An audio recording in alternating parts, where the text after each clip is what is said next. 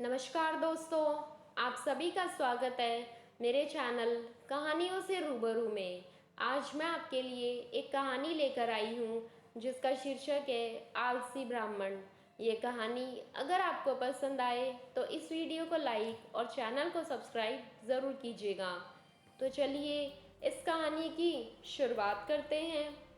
बहुत समय पहले की बात है। एक गांव में एक ब्राह्मण अपनी पत्नी और बच्चों के साथ रहता था। उसकी जिंदगी में बेहद खुशहाली थी। उसके पास भगवान का दिया सब कुछ था। सुंदर सुशील पत्नी, होशियार बच्चे, खेत, जमीन, पैसा, सब कुछ। उसकी ज़मीन भी बेहद उपजाऊ थी जिसमें वो जो चाहे फसल उगा सकता था। लेकिन एक समस्या थी। समस्या ये कि वो खुद बहुत ही ज़्यादा आलसी था, कभी काम नहीं करता था। उसकी पत्नी उसे समझा समझा कर थक चुकी थी कि अपना काम खुद करे, खेत पर जाकर देखे, लेकिन वो कभी काम नहीं करता था। कहता था, मैं काम वाम नहीं करूँगा, मुझे काम पसंद नहीं, मुझे पसंद है सिर्फ आराम। उसकी पत्नी उसके आलस्य से बेहद परेशान रहती थी, लेकिन वो चाहकर भी कुछ नहीं कर पाती थी। एक दिन एक साधु साधु बाबा ब्राह्मण के घर आया। ब्राह्मण ने उसका खूब आदर सत्कार किया, खुश होकर सम्मान पूर्वक उसकी सेवा की। साधु बाबा ब्राह्मण की सेवा से बेहद प्रसन्न हुए और खुश होकर साधु बाबा ने कहा कि मैं तुम्हारे सम्मान व आदर से बेहद खुश हूँ। अगर तुम चाहो तो मुझसे वरदान मांग सकते हो। ब्राह्मण को तो मुंह मांगी मुराद मिल गई। उसने कहा, बाबा कोई ऐसा वरदान दो कि मुझे खुद कभी कोई काम ना करना पड़े। आप मुझे कोई ऐसा आदमी दे दो जो मेरे सारे काम कर दिया करे। बाबा ने कहा, ठीक है, ऐसा ही होगा, लेकिन ध्यान रहे तुम्हारे पास इतना काम होना चाहिए कि तुम उसे हमेशा व्यस्त रख सको। ये कहकर बाबा चले गए और एक बड़ा सा राक्षसनुमा जिन प्रकट हुआ। वो कहने लगा, मालिक मुझे कोई काम दो, मुझे काम चाहिए। ब्राह्मण उसे देखकर पहले तो थोड़ा डर गया और सोचने लगा। तभी जिन फिर बोला, जल्दी काम दो वरना मैं तुम्हें खा जाऊंगा। ब्राह्मण ने कहा, जाओ और जाकर खेत में पानी डालो।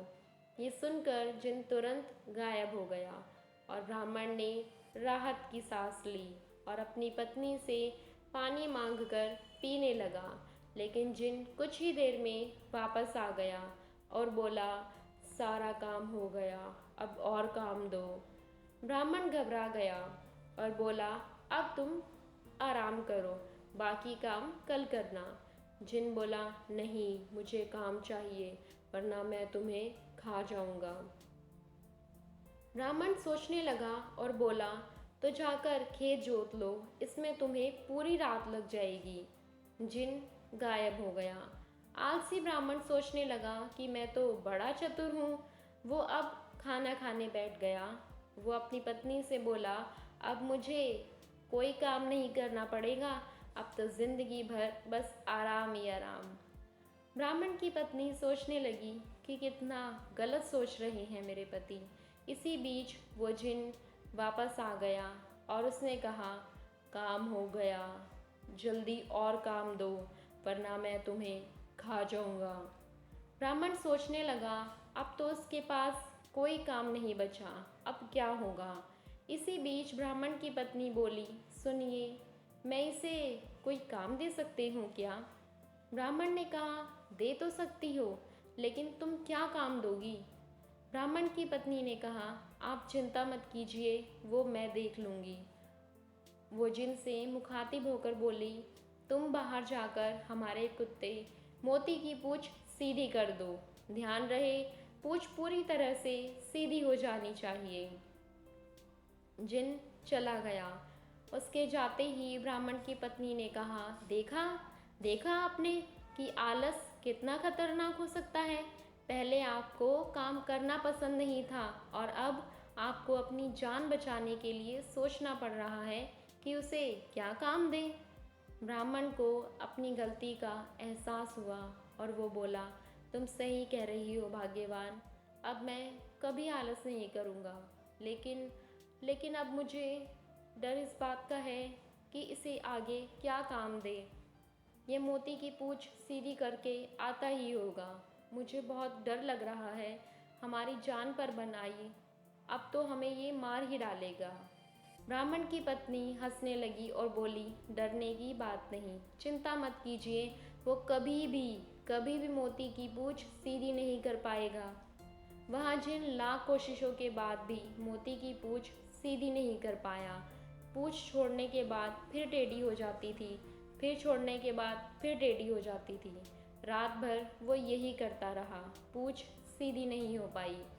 ब्राह्मण की पत्नी ने कहा, अब आप मुझसे वादा करो कि कभी आलस नहीं करोगे और अपना काम खुद करोगे, दूसरों पर नहीं सौंपोगे। ब्राह्मण ने पत्नी से वादा किया और दोनों चैन से सो गए। अगली सुबह ब्राह्मण खेत जाने के लिए घर से निकला तो देखा जिन मोती की पूंछ ही सीधी कर रहा था। उसने जिन को छेड़ते हुए पूछा, क्या हुआ, अब तक काम पूरा नहीं हुआ क्या? जल्दी करो जल्दी, मेरे पास तुम्हारे लिए और भी काम है। जिन बोला, मालिक मैं जल्दी ये काम पूरा कर लूँगा। ब्राह्मण उसकी बात सुनकर हंसते हंसते खेत पर काम करने चला गया और उसके बाद उसने आलस हमेशा के लिए त्याग दिया। हमारी ये कहानी आलसी ब्राह्मण यहीं पर ख़त्म होती है। इस कहानी से हमें यही सीख मिलती है, आलस से ही मनुष्य का सबसे बड़ा दुश्मन है। अपनी मदद आप करने से ही कामयाबी मिलती है और आलस करने से ज़िंदगी में बड़ी मुसीबतें आ सकती हैं। ये कहानी आपको कैसी लगी, आप हमें कमेंट सेक्शन में ज़रूर बताइएगा। Thank you for watching.